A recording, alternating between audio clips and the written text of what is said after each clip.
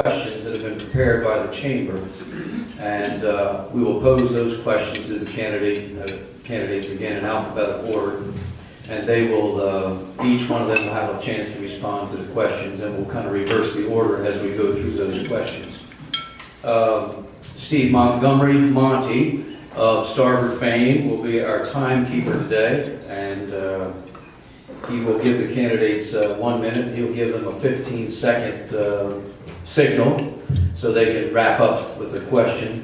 I thought Jim Laird did a nice job with the presidential debate, but I thought he let him be a little long-winded. So we're going to try to keep within our time limit as much as we can. So without further ado, I would like to add one other thing, and that is after we go through the chamber's 3 prepared questions, we're going to take questions from the floor. And we would actually like you to think of yourselves in terms of the candidates. If you have a question, try to keep it at least under a minute in length. Try to be non-repetitive if you want to do another question. And please make sure that it's a question and not just a statement. So I think that covers us in terms of all the procedures, and I will ask the candidates to come forward and join me up here in the front of the room. We've got Wendy Jones, who's our Libertarian candidate. Here comes Wendy. And we have Ernie Lopez, who's the Republican candidate. And Ernie will come up. And then we have Andy State, the Democrat candidate. So you all take your positions behind the placards there. You're right here, Wendy. Wendy here, Ernie in the middle.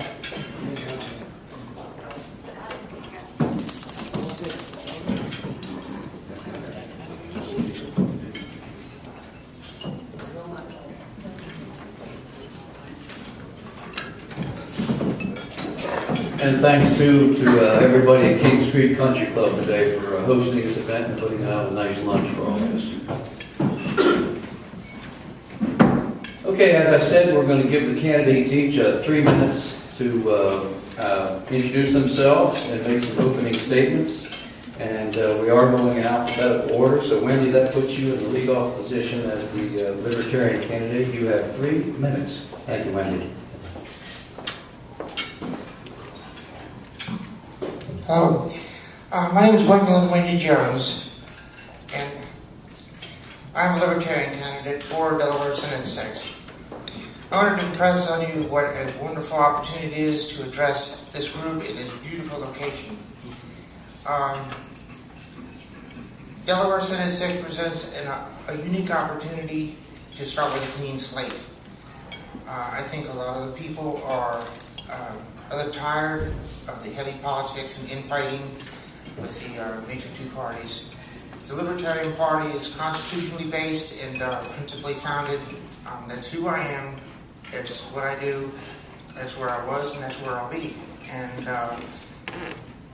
if you're not that familiar with the Constitution, that is something that I would look forward to helping present and helping understand. I've been a resident here in Delaware Senate 6 for 11 years. I grew up at the Naval Academy. My dad taught chemistry there for 35 years, and the principle of honor, diligence, honesty, and dedication to service is that's what I learned at the Naval Academy.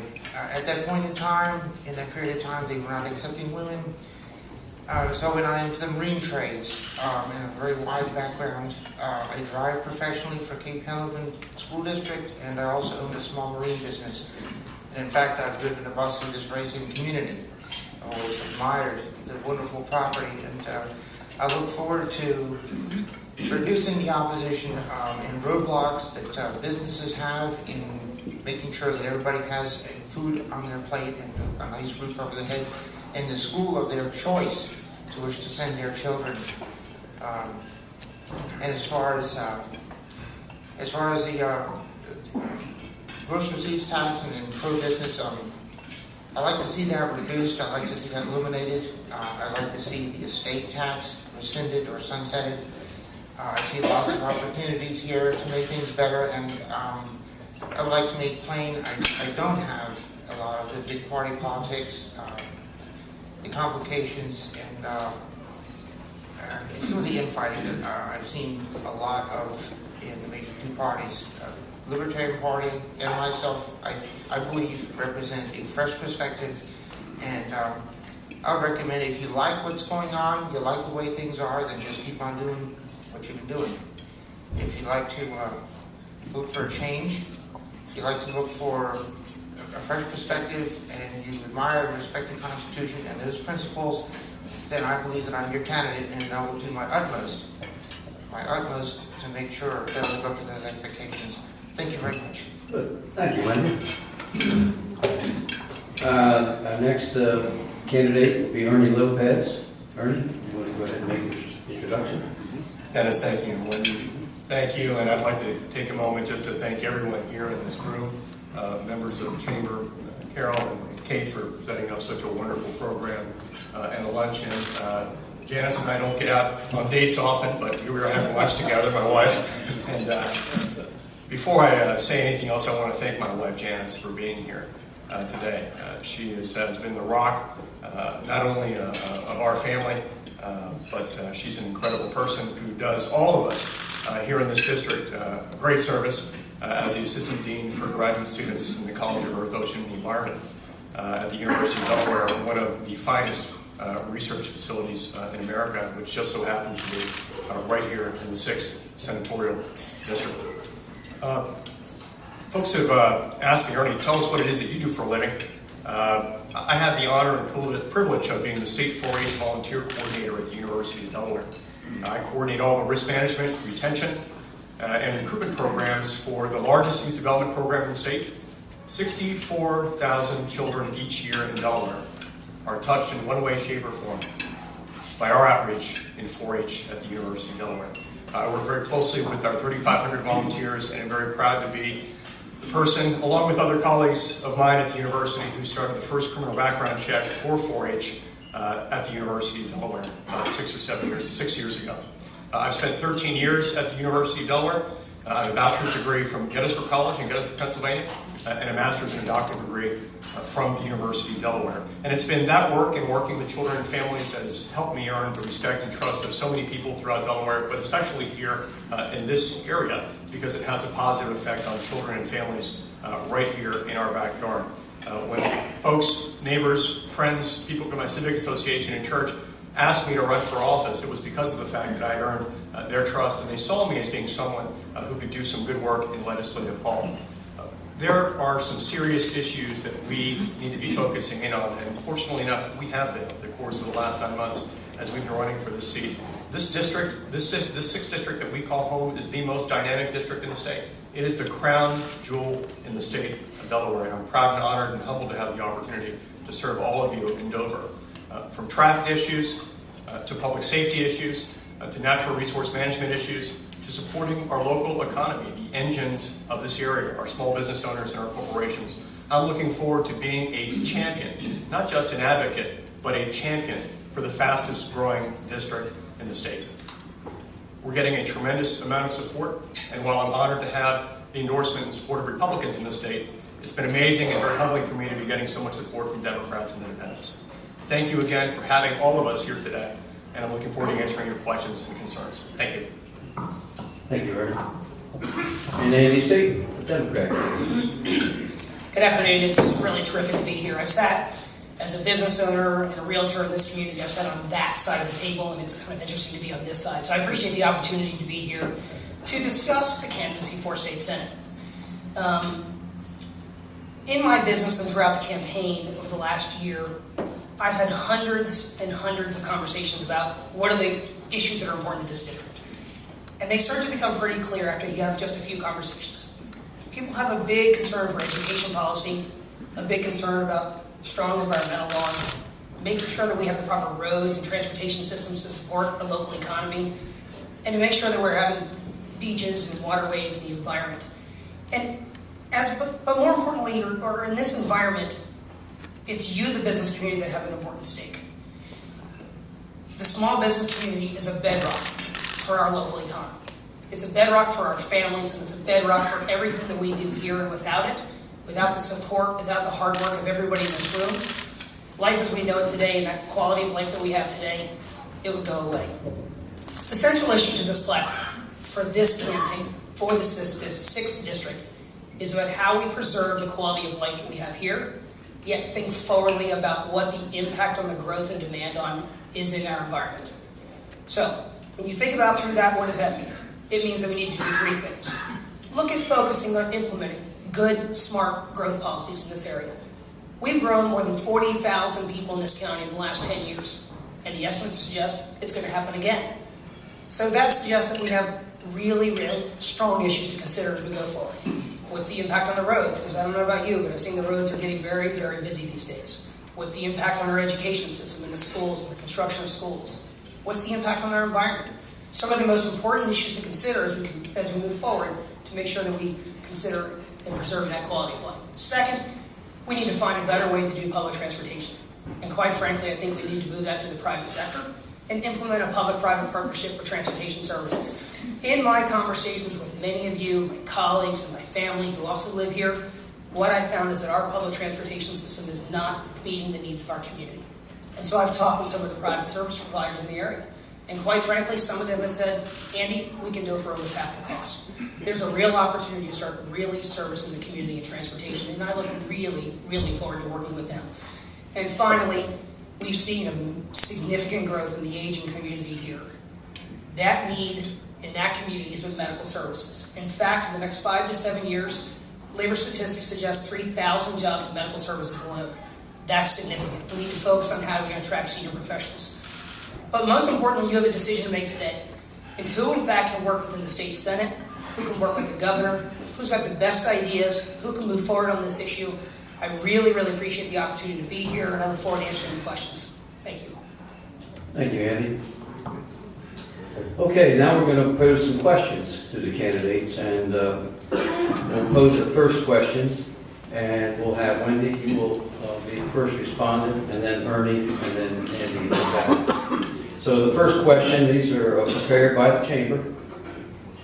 Question number 1, what do you see as the most important thing that needs to change in Sussex County, and particularly in the 6th district?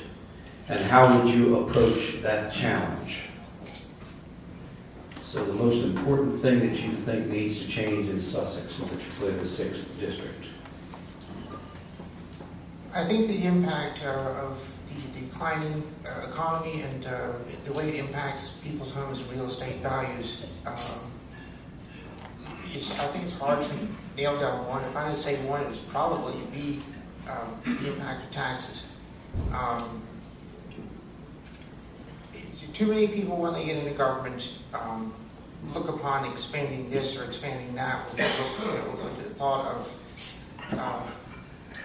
bigger government has bigger answers, and they all forget that bigger government comes with a higher cost. Andy had a good point. He's talking about privatization.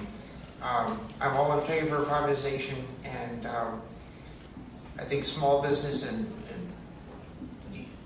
the need to keep a roof over the head and food on the table.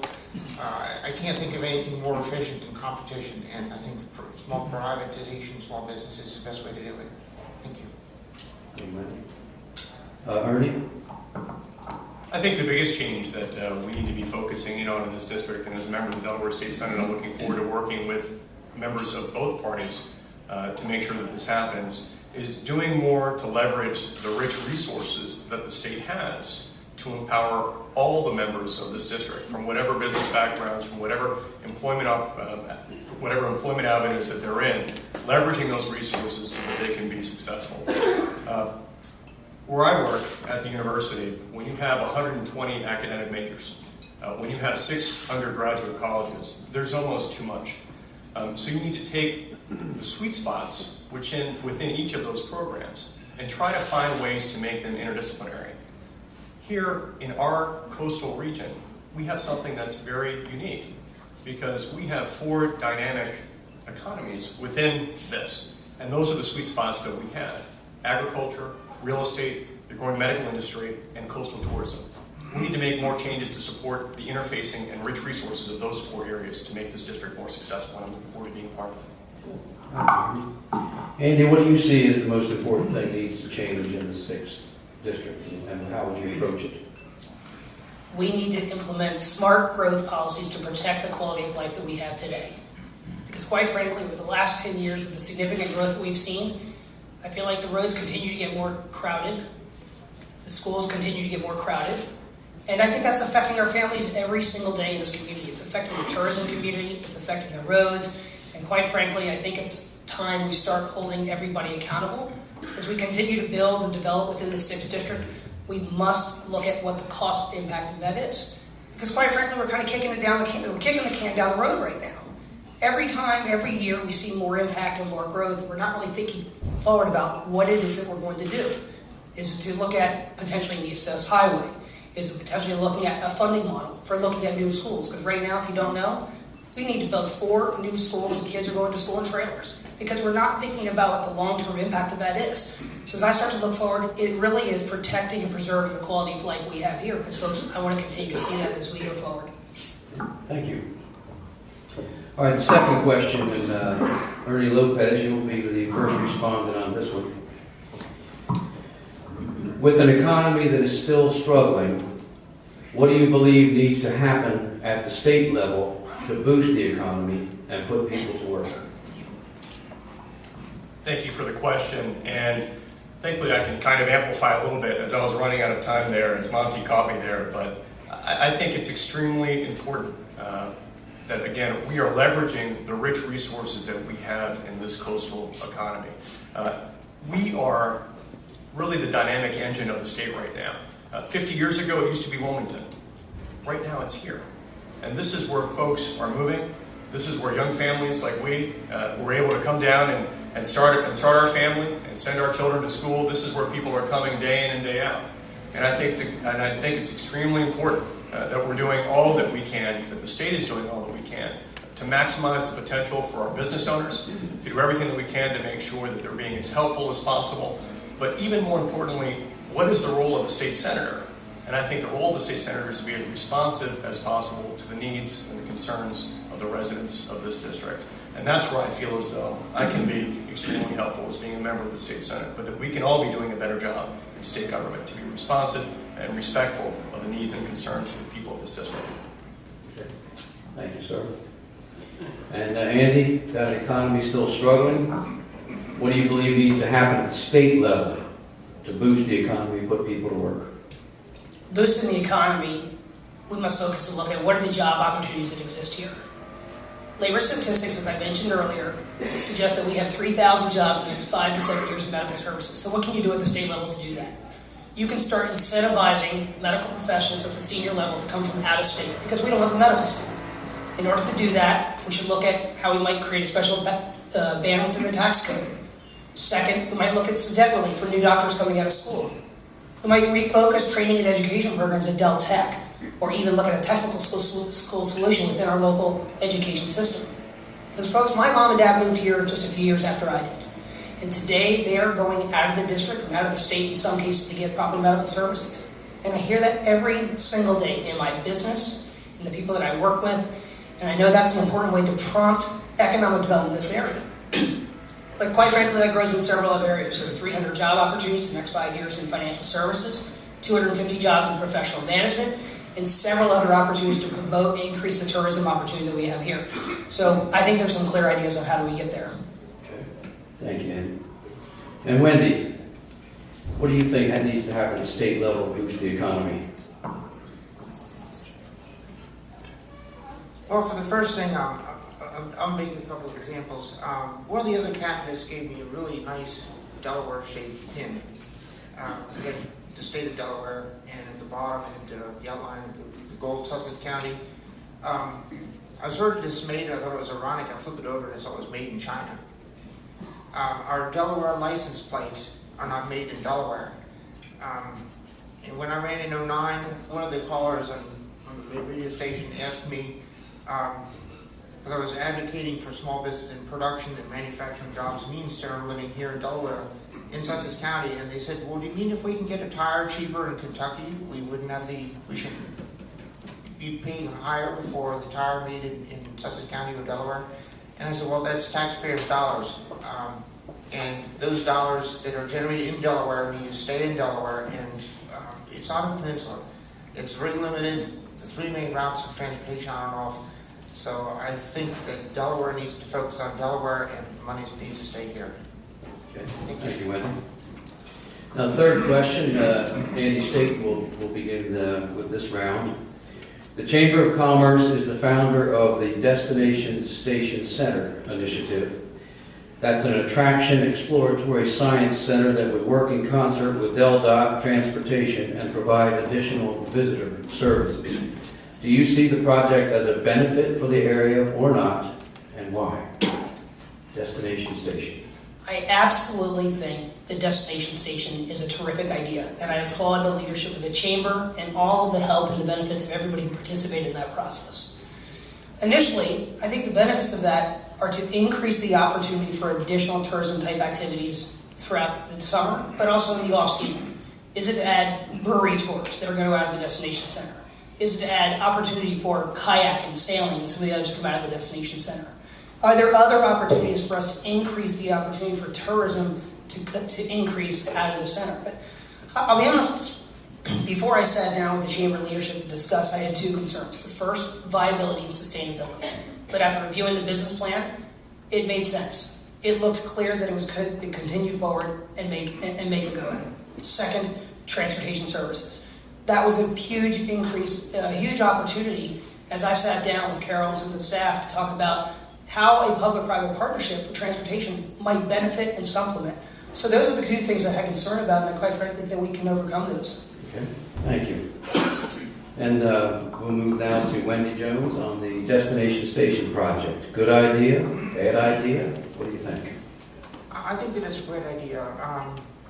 It's basically highlighting all the bets that is in this area, all the different things, all the places in Rehoboth and this general area to advocate and to promote all that this area has to offer.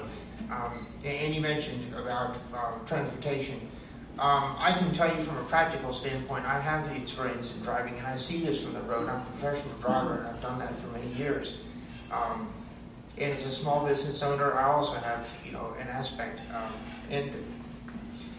I can't think of anything more important, not only in highlighting what the summer has to offer around here, but maintaining that those off-season levels and keeping people employed through the year. I think it's a major concern, and I think such a station is really a wonderful idea and a step in the right direction. Thank you. Okay, thank you, Wendy. And Ernie, how do you feel about Destination Station? As an educator, I can tell you that I was thrilled. And I was very pleased as someone who deals with budgets and works within budget constraints, and in these times when there are unlimited demands on very limited needs, I was pleased to see that the plan that was put together was so well done. But let me just say something as a parent with young children. I know there are many of you out there, parents and grandparents as well. To know that there are going to be more educational opportunities outside of the walls of schools in this area is something that is important, it's meaningful, and it's long-term. And to think that it has something to do in regards to science is even better. Because right now, in more than any other academic discipline, I think all of us are very aware of the needs for our children to become engaged and realize that science, engineering, technology, those are the academic disciplines that our children need to stay focused in on. And to have that rich resource here right in our backyard is just tremendous, and I'm looking forward to being a supporter. Thank you. Now we have an opportunity to take some questions from the floor. And again, if you would stand and pose your question and try to keep succinct, and then we will, you can address it if you'd like to one of the candidates, and then I'll go through the order, or we can just continue the order we're going along with, which would have Wendy starting with a response. Who's got a question? Yes, sir. Tom Woodstock, and my business interiors. What is your position on government subsidizing so-called green energy. Should government do it, or should they keep their nose out of it? Okay, green energy subsidies, why don't you start with that? Frankly, I can't think of too much other than increasing the bureaucracy that government is really particularly good at. I think that green energy and businesses and private industry are going to make the most efficient and competitive choices, and I think I'm all in favor of green energy. I drive a Prius. I run my home very efficiently. I'm not in favor of government subsidies. I think that portion and is an example of the waste, and I think it needs to be cut back and given back to the people where it belongs. Thank you. Okay, and next would be Ernie Lopez. Ernie, what do you think about government subsidies for green energy?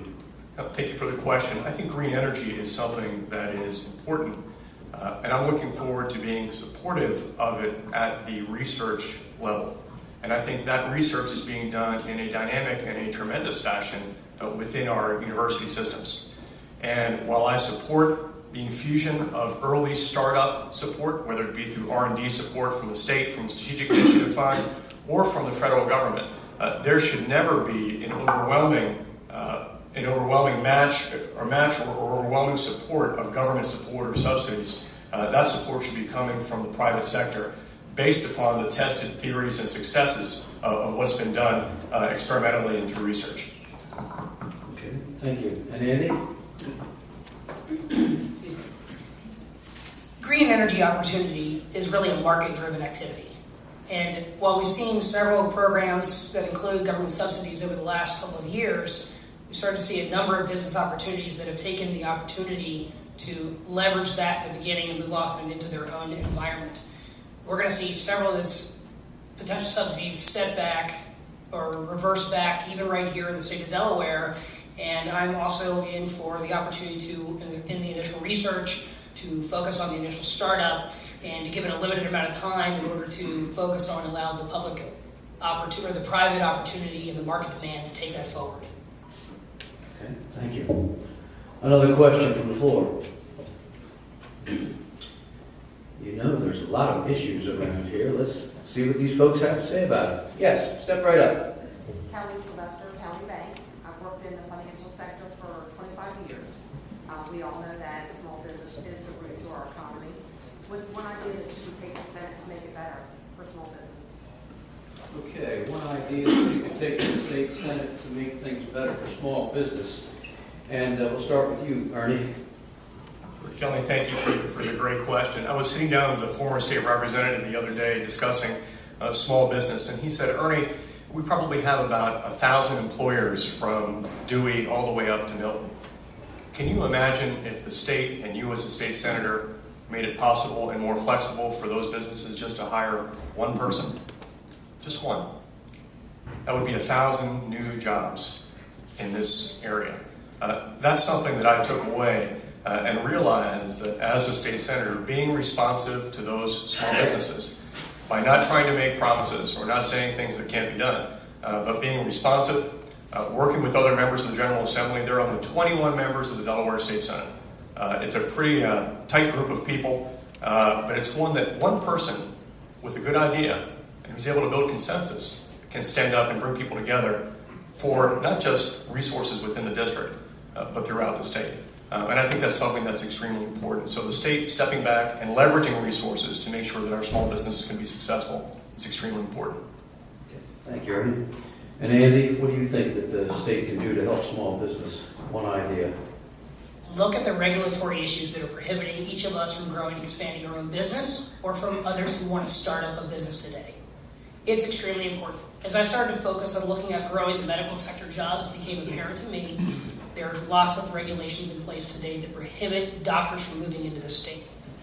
I will give you several examples of a dentist, for example, who had after 25 years practicing in the state of Maryland, to move his license into the state of Delaware, it took him almost a year. He had to take patients to a testing center and to make crowns and moldings after having a practice for 25 years. It took him almost a year to do that. Dr. Lee Dogoff down in Ocean View, who's a practicing psychiatrist in New York City for more than 30 years, said, Andy, in order for me to get my license and move it into the state of Delaware, I've got to get through all the testing, the curriculum, the practicum, and everything else. We have a lot of regulatory issues today that are prohibiting the growth and expansion, and I can talk through that at DelDOT, I can talk about entrances, I can talk about forward planning and roads. There's a lot of issues that need to be addressed at that level, and that's exactly what I'll do, is I'll stand up for the small business community and make sure that we look at all regulatory issues to help us, each one of us, grow and expand. Wendy, what one idea would you have for helping small businesses that you could affect from the state and Senate side? Just one, I think something that's common to us all is insurance. Currently, to the best of my knowledge, a small proprietor is not able, or at least has very little choice and prohibitive expense of trying to provide the insurance required to hire employees. So they're limited, and the largest sector on a national basis of new jobs and employers in general is small businesses. In Delaware, the single largest employer is the state. At this point, it is prohibitive. It's a catch-22 if you're a small business owner and you want to hire new people. I think that opening the insurance market to outside sources or just opening it up to competition is going to bring down the insurance levels, and removing the roadblocks and oppressive stranglehold that the bureaucracy currently has on what is really should be the golden goose in Delaware. Thank you. Thank you very much. We had another question back in this area. Yes, sir. Hi, I'm Rob Marshall, and Land Coast inside of Delaware Beach, and touched on it a little bit there, but we have several small business concerns relating to the costs, government costs. For example, the threat of minimum wage, and health insurance is obviously a big cure for us right now, and now we're being told that we're going to have a large increase in our workers' comp insurance rates as well. Well, I want to know how you guys feel about all three of those items, but more particularly on the minimum wage and what you can affect and change for workers' comp policy. Okay. Minimum wage and workers' comp. What's the first one on? Health insurance. Health insurance. But obviously that's Okay. a little bigger picture. All right, we're going to start with Andy on that one. Andy, what can we do about those areas? Rob, thanks for the question. And, you and I had a brief conversation just prior to this about the workman's comp proposal that is going to affect every single small business owner in this room. In fact, today I've received a letter, and so have several of my colleagues, have increased workman's comp by 45%. That's devastating to every one of us. What am I going to do as your state senator? I'm going to make sure we advocate on behalf of your interest to go to the insurance commissioner and talk to her about what those impact really is on each one of us. We need to ensure that our interests are represented. As I said earlier, I will make sure that we're promoting smart growth, economic opportunities down here, and that is one area I will address right away. Second, when you address minimum wage, certainly there's an appropriate time for a minimum wage, and we know that that's the foundation for how people make a living. But today, quite frankly, I don't think we're in an economic environment to move forward on for a minimum wage increase. While there may be a time to do that in the future, there certainly is not the opportunity to do that now, and that's after having lots of conversations with many of you here in the business community. So, in regard to medical services or health care, I think a lot of that has to do with it at the national level, and I'm not sure there's a lot of opportunity that we're going to take on right here in the state. Okay, thank you, Andy. And Wendy, we'll let you respond to that next. Workers' comp, health insurance, and minimum wage, what can we do to control those? How long did I have to address that? 1 minute. All right, well, I think I mentioned something to in the health insurance area already, and that's opening the market on a state basis. The requirements to provide health insurance, and it's very limited in Delaware because there is some bottlenecks and roadblocks in the insurance commissioner's office, and I think that's something that needs to be addressed. As far as workers' compensation goes, I think that's similar. I guess this is related because I really don't deal with too much with workers' comp, but I do deal with unemployment from time to time. And I've engaged that once, and it was really mutually disastrous for myself and my employer some years ago. So we sat down and talked about it private, and I get some of my pay, direct it to an account, and I pay myself from that. And as far as minimum wage goes, I think the fallacy is you just keep cranking up the money and you know, you get somebody minimum wage of $10 or $50, et cetera. The economy is going to follow shortly along with that. So I think it's a fallacy. People need to get paid for what they're worth and to work for what they get paid for. And I think minimum wage is a mistake. Thank you. Thank you. Okay, we can take another question from the audience. Dennis, I'm going to go ahead and try to answer that question if that's okay. Did I didn't mean to skip you, Ernie. Let's let Ernie Lopez talk about workers' comp, health insurance, and minimum wage. Thank you. Thanks for keeping me on track. It's my pleasure. Thank you again and thank you, Rob, for the question. Three important areas, especially for the majority of us here in this room. Minimum wage, something that, again, I think we'd all like to see happen at some time, but just can't afford to do right now. Very much like what I mentioned earlier, at this current economic state and time, we just have unlimited need on limited resources, and it's just something that we can't make happen right now. In regards to workers' compensation, I also was shocked to see the percentage increase. And I think everyone who kind of saw that note and saw that headline in the News Journal was disappointed. But what was even more concerning of me is the fact that, again, I think we have an insurance commissioner who's currently in office who leads us to believe, and leads me to believe, that there's some issues there and there's a concern. And that's why I think all of us are going to be watching this extremely closely and advocating to make sure that your thoughts and concerns and make sure that that increase does not occur. The final issue in regards to health insurance, 4 out of 10 Delawareans receive some sort of subsidized health care from the state. That is unsustainable. And as healthcare costs continue to be a driver for our small businesses, we need to be doing all that we can to make sure to minimize that impact on you. Thank you. All right. Did I get everybody? Okay, let's move on to the next question. Mr. Frederick, did you want to pose a question? Okay. You were just trying to keep me on track also, right? Okay. I appreciate it. We need all the help we can get. How about it? Yes, sir. I just want to follow up on the green energy question. If you had the final vote and deciding vote on continuing or expanding the subsidies for Fisker or Bloom Energy, would you vote for or against? Okay, continuing the subsidies for Fisker or Bloom, would you vote yay or nay? And Wendy, you're up. I guess it's far short than 1 minute. I would vote against. I don't think it needs to be subsidized. I think that it belongs in the private sector. If it's going to float, it's going to do it on its own. If it's going to sink, we surely don't need to take any additional tax dollars down that hole. It doesn't sound to me like those are good ideas to begin with, and I think, as I heard, some of the technologies already outmoded. Again, I don't think the government getting involved in things like that is appropriate. Private sector is the way to go. Thank you. Okay. Ernie. So many of you have told me over the last few months, Ernie, help us expand our local business. Help put things into place and laws and eliminate regulations that are hindering us from growing and hiring more employees and being able to expand our margins. There's been too much of a focus in our state government right now into bringing outside interests to our state that aren't proven winners. And unfortunately, we've suffered because of that.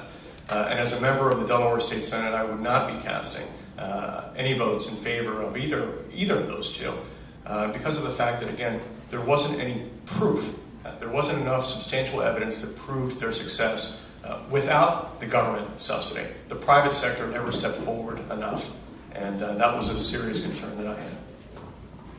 Okay, Andy, Fisker, and Bloom, yay or nay? I think every time you look at an investment, you have to be fairly critical, just as I did when I looked at the destination station, and just as I do it every time I make an investment in a small business. And I think there's nowhere that you can better understand where we are in state finances, the investment in our economy and in ideas than when I see that at the Delaware Economic Financial Advisory Council and the state's finance committee. And we've seen the critical impact of those investments on our state finances, and quite frankly, we're looking at how we are going to make those up going forward. If I were to look at that today, I certainly would like to do a lot more due diligence. If I knew where it was going today, I would likely have voted no. But I can't be honest with you, I haven't seen the prospectus that was done on it. I can't tell you the investment and the research that was done on it, and I'd have to consider the merits of what was in front of me at that time, and what would that be different today. Okay, thank you. We got all three. Who has another question for the candidates today? I have some others that the chamber has prepared. Did somebody say something? Okay. I'm going to ask one, use my prerogative from the podium. We've got an epidemic out on Route 1 with people, pedestrians, bicyclists, being hit, killed, seriously injured. Doesn't seem to be getting any better. Seems like it's accelerating. What can be done to improve that situation out there? And we're going to start with Ernie Lopez. Thank you for the question. I feel so fortunate that from the beginning of our campaign that we have been focused on local issues. And transportation and the public safety component of transportation has been one of those huge issues. As I tell everyone all the time, this district is unique because our main street happens to be Route 1, which is so different from the majority of all of the other state senate districts around the state of Delaware. From synchronizing lights, which still doesn't happen for us coming out of Sandy Brae, Postal Road and Route 1, to making sure that we're doing all that we can to have intersections that are well lit at 1 and 24. We need to be doing more, and I'm looking forward to being a part of that conversation with our members of our local business community, because I'm very aware of the fact that whether it's an accelerator lane or anything along those lines that may be coming out of a business, those are impacts that come down on you as well. So I want to make sure that we're incorporating your thoughts and your concerns into the process, in addition to having an open and very frank and honest dialogue with those at Delta. Thank you. Andy, what about Route 1? As a cyclist and a board member at the YMCA, we have conversations about public safety and about the conditions of the roads all the time. In fact, I personally can identify at least 2 individuals that have been hit on bicycles on Route 1, and is critically important as we go forward. But I go back to the conversation earlier, that we must look at smarter growth policies going forward. Because Route 1 isn't going to be the only problem going forward. As we continue to grow and build and develop, we have to look at long-term and what those solutions are going to be. If we need to start building service roads on new roads, or as we create new developments, we have to look at what those long-term solutions are. I'm just appalled that we continue to have such tragic events that happen on Route 1 throughout the summer and throughout the year, and I'm concerned about how that's going to go affect going forward. So from a solution perspective, we have to start long-term planning. We have to hold DelDOT accountable for what in fact it is that they're doing. We have to bring them into the local conversation, and someone must be an advocate down here for the 6th district and for the coastal areas to make sure that we're getting the right resources, we're getting the right things that we need here to make sure that it's public and safe. Okay, thank you. And Wendy, you're a bus driver. Thank you. What do you see out there that we can improve? There's a list. When I first moved to Delaware, I had the same insurance company, and when I moved here, my insurance rates almost doubled. And I had a long conversation with the insurance company why.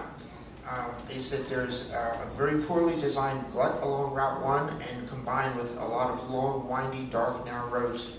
I dodge bicycles every day. I dodge pedestrians every day. And I drive a big vehicle, which probably means somebody getting seriously injured or killed.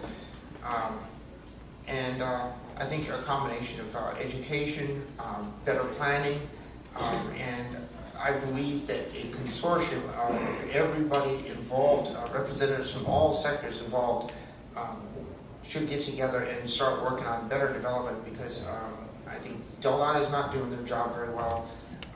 I think their bike paths are a great idea, but also I think they need to be funded from, say, some sector of the bicycle community.